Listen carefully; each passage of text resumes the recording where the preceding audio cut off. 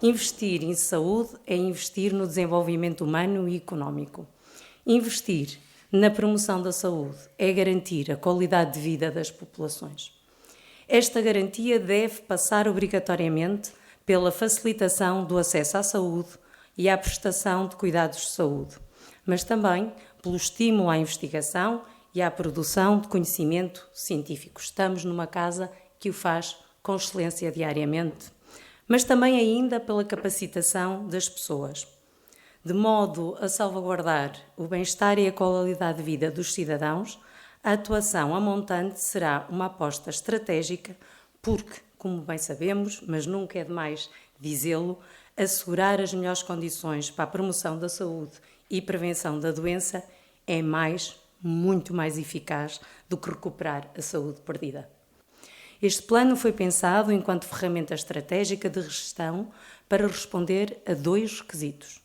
Por um lado, o da identificação das necessidades em saúde nas suas inúmeras dimensões, reconhecendo as potencialidades existentes no território. E por outro, o da apresentação de propostas de ação, numa perspectiva essencialmente preventiva com caráter intersetorial inovador. Na criação do Plano de Ação de Saúde, o Porto, permitam-me que o diga, foi pioneiro e inovador, envolvendo desde a primeira hora cidadãos, entidades e profissionais de diversas áreas, seguindo-se um processo consistente de envolvimento e auscultação ao nível local. Foram realizados 4 fóruns participativos, espaços de discussão e envolvimento abertos a toda a comunidade, para validação dos 4 eixos estratégicos de intervenção identificados no plano. Foram também promovidas 3 rondas de reuniões que integraram as distintas visões de 137 entidades do Conselho, das mais variadas áreas de atuação e que aceitaram o nosso repto à participação. Porquê um plano municipal de saúde? E as razões são simples, embora nos tenhamos esquecido disso durante bastante tempo. Porque é preciso liderança e é preciso responsabilidade. Alguém que responda por aquilo que se faz. Pensar um plano para o município do Porto, naturalmente que implica ancorá-lo em agendas internacionais, do OMS, das Nações Unidas, em que eu diria fundamentalmente tem a ver com as cidades saudáveis e com os Objetivos de Desenvolvimento do Milénio, mas também as agendas nacionais e os caminhos que se vivem nacionalmente, dos quais eu destacaria a Lei de Bases da Saúde, o Plano Nacional de Saúde e aquilo que se tem designado como planos de saúde prioritários, mas também a rede portuguesa dos municípios saudáveis, que, como a sua designação nos lembra, pode ser uma forma de experimentar, de comparar, de avaliar, de crescer nas soluções que localmente se desenham. E, finalmente, o local. Aquilo junto de que estamos, a Câmara é, naturalmente, com os seus documentos estratégicos, um parceiro essencial, o primeiro nesta liderança política da saúde a nível local.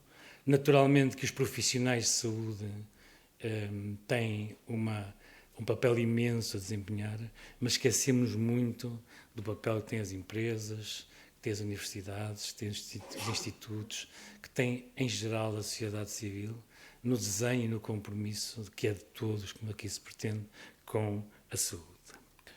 O plano, agora apresentado, faz um rigoroso diagnóstico sociossanitário da cidade, define princípios orientadores e ações prioritárias na área da saúde e aponta caminhos de cooperação entre parceiros locais. Devo notar que este plano resultou da colaboração estreita entre o município e diferentes parceiros da cidade, sobretudo na área da saúde.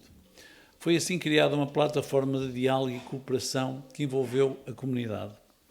Neste sentido, consubstancia uma estratégia participada, agregadora e orientada para ações concretas. Não se trata, pois, e vão poder lê-lo, de uma mera enunciação de boas vontades. Trata-se antes de um documento que estabelece um conjunto de eixos de ação cuja execução será devidamente monitorizada e avaliada. Como é público, o município do Porto tem sido muito crítico do processo de descentralização de competências. Para nós, Não se trata de uma verdadeira descentralização de competências, para já, mas sim de uma mera transferência de tarefas. As tarefas que o Estado não deseja assumir nem está disposto a pagar. Sejamos claros, ficamos todos com a sensação que o Estado quer, pura e simplesmente, livrar-se de encargos. O processo de centralização está a ser feito de forma avulsa, sem ter em conta as diferenças de escala e principalmente de recursos entre os municípios. E pior, sem assegurar a neutralidade orçamental. Isto quer dizer que as verbas alocadas aos municípios não cobrem os custos inerentes às competências transferidas. Em todo caso, o município do Porto não se vai eximir às suas responsabilidades na área da saúde, processo que não está terminado e em que queremos acreditar que as coisas se vão passar de outra forma. Esperamos que, com a descentralização, o município possa intervir mais ativa e profundamente na política de saúde da cidade, ou seja, que nos seja dada a oportunidade de implementar uma verdadeira estratégia municipal de saúde. Não queremos limitar-nos a calafetar janelas dos centros de saúde, a assegurar o transporte de doentes ou a gerir o estoque de consumíveis clínicos.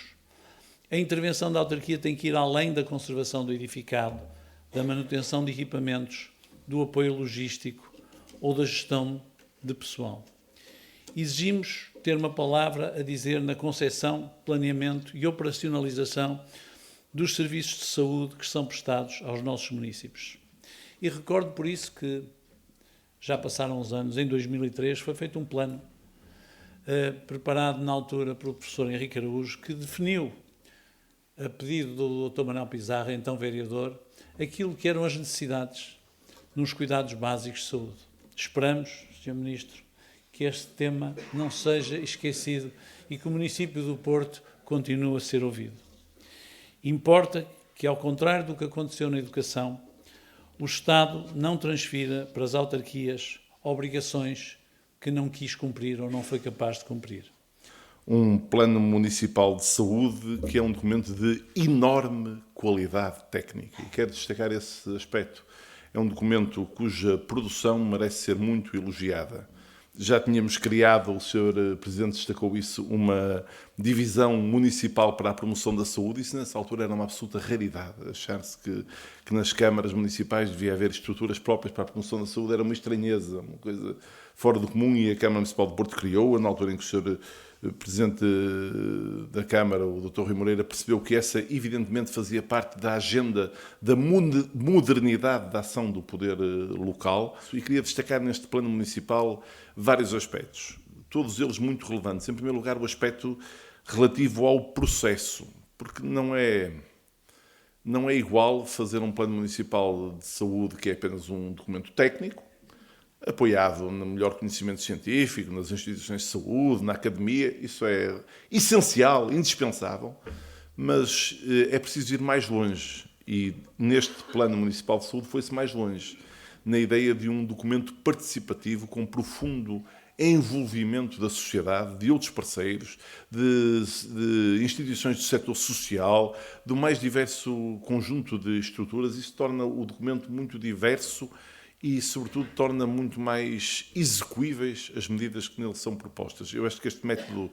que foi seguido merece ser elogiado, Sr. Presidente da Câmara. Eu quero elogiar a Câmara Municipal do Porto por persistir neste esforço de envolvimento da comunidade e da sociedade em ações que são do interesse comum, porque é este esforço de envolvimento da comunidade que legitima a democracia local e que dá solidez às opções estratégicas que são feitas e que faz com que as pessoas se envolvam efetivamente naquilo que querem prosseguir como desígnio coletivo. A Câmara de Porto é, nessa matéria, um absoluto exemplo. O Sr. Presidente evocou aqui algo em que a Câmara de Porto é completamente precursora, que foi a criação de uma Carta Municipal dos Equipamentos de Saúde Primários. Isso foi feito também numa fase em que isso não existia em mais nenhuma autarquia do país. Permitiu, aliás, o desenvolvimento de novos equipamentos de saúde na cidade do Porto, um novo centro de saúde de Ramalde que foi inteiramente construído pela Câmara Municipal do Porto, e isso é absolutamente notável. Hoje já existem outros exemplos. Na altura não havia mais nenhum no país. Permitiu a requalificação do Centro de Saúde da Batalha, um novo Centro de Saúde em Campanhã, junto ao Cerco do Porto. Tudo isso foi obra dessa Carta Municipal dos Equipamentos de Saúde, e também não é por acaso talvez não tenha sido por acaso que foi o professor Fernando Araújo, que depois, aliás, a quem depois o Sr. Presidente da Câmara Municipal do Porto entregou a medalha de ouro da cidade, que tenha dirigido de forma benévola esse processo de construção da Carta de Equipamentos de Saúde Primários do Porto. Eu acho que não é mesmo por acaso que a Direção Executiva do Serviço Nacional de Saúde está sediada no Porto e que o primeiro escritório da OMS Europa sobre tecnologia, robótica, inovação e empreendedorismo na saúde vai estar instalado na cidade do Porto ainda no ano 2023. Isso tem muito a ver com o clima de acolhimento e de envolvimento que a Câmara Municipal do Porto cria também nesta cidade. Aqui o Sr. Presidente da Câmara está sempre presente nesse movimento e nessa atitude que eu quero aqui publicamente agradecer e reconhecer.